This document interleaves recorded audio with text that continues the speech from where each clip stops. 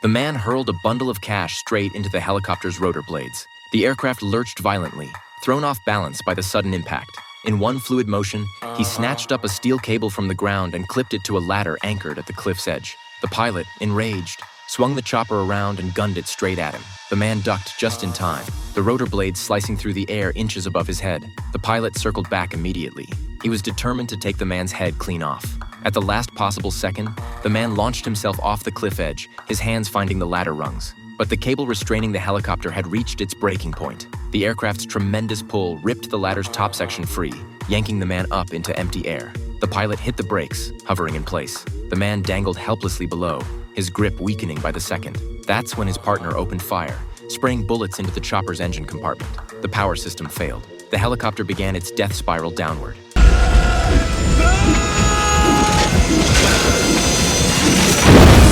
The massive G-forces flung the man loose, but somehow he managed to snag the landing skid. Suddenly, the pilot lunged from the cockpit, grabbing the man's legs, trying to drag him down into the abyss. But the man held on with everything he had, his knuckles white against the metal. The pilot climbed onto the aircraft's exterior and began stomping on the man's fingers. Just as he raised his boot for another blow, the man swept his leg, sending the pilot tumbling. He scrambled up onto the fuselage, but the ladder chose that moment to give way. The man lost his grip. In an instant, the pilot had him in a chokehold. Gasping for air, the man sank his teeth into the pilot's arm. The pilot screamed and released his grip. The man drove his boot into the pilot's chest, sending him tumbling back into the cockpit. He grabbed for the rock face just as the ladder completely tore free from its moorings. By the time the pilot regained his bearings inside the spinning cockpit, it was too late. The helicopter plummeted off the cliff and erupted in a massive fireball.